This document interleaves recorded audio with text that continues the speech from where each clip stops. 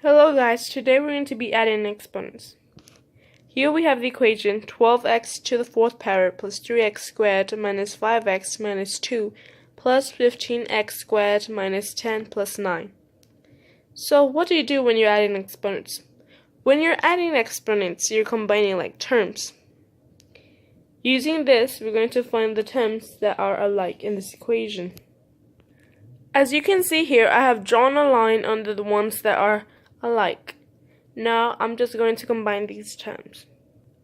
After combining the like terms, I got 18x squared minus 15x plus 7. But wait a minute, we're not done, since we have the 12x to the 4th power. What do we do with that? Well, since you can't combine it with anything else, all you have to do is just bring it down to the equation. Our new equation will be 12x to the 4th power plus 18x squared minus 15x plus 7.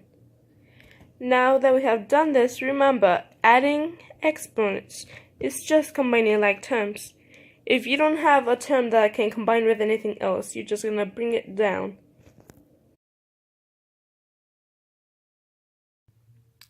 Hello guys, today I'm going to be teaching you how to subtract exponents. So when you're subtracting exponents, what you're going to do is take the sign from the amount you're taking off and switch it around.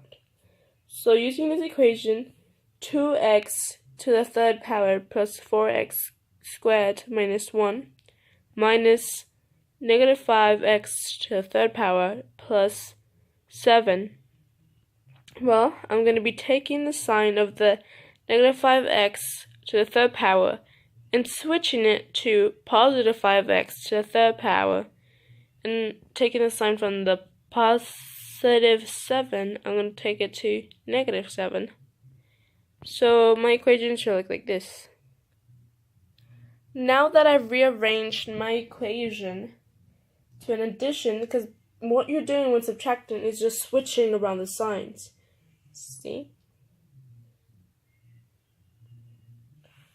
So when you do that, after you do that, you're just going to combine the like terms. So your equation should be 7x to the 3rd power plus 4x squared minus 8.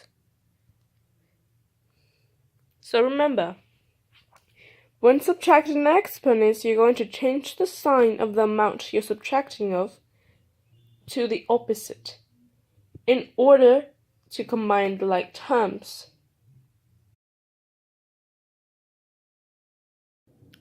Hello guys, today I'm going to teach you how to multiply exponents. So when multiplying exponents, you can do it in different ways. You can distribute and such, but I like doing the box method. With the box method, you're just going to write your equation, which in this case it's 12x minus 2 times 5x plus 25. So I'm going to write the 12x minus 2 horizontally and the 5x plus 25 vertically. And now I'm just going to cross multiply. So as you can see right now, I have done that. But before we go any further, I just want to state that when multiplying, you're going to add an exponents together. So what I mean is, when you're multiplying, you're going to add this together. So like 12x times 5x, well, you're going to equal 6, you get 60. But you have to add these two together. So it's going to be 60x squared instead of just 60x. Now, all you do after you multiply them, you added any exponents that needed to be added together, you're just going to combine terms. So, combine the like terms, so 300x minus 10x. And I'm just going to leave the 60x squared and the negative 50 alone.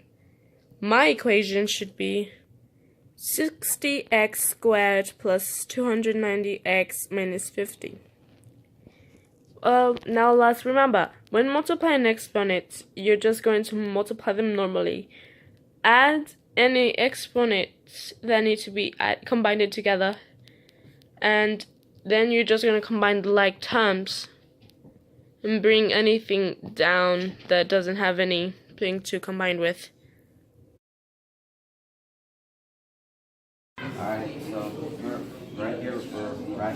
And the first thing you do when you get a problem like this is to see who is the problem child. And the problem child is the one you cannot simplify. And this right here, you cannot simplify the 5. So what you do is simplify the 9, and the 3, and you keep the 5. And what you would do is multiply it by the problem child. And what you would do right here is keep 3 on the outside and 5 on the inside. And since 5 times 5 is 25, you do that. And then you simplify it, the bottom one, which would be 5. And then carry that one over so you can't simplify that one. Now, to see if you're right, is you need to check if there's a radical. And if there is, you're wrong. And if there isn't, you might be right. You have to check all these first. Okay. And another one is you can't simplify the fraction. If you simplify the fraction, again, you might be wrong. And number 3, you can't simplify the top one or the bottom that has this symbol.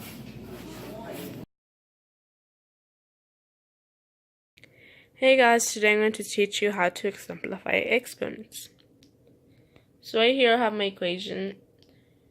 It is the square root of 48x to the third power.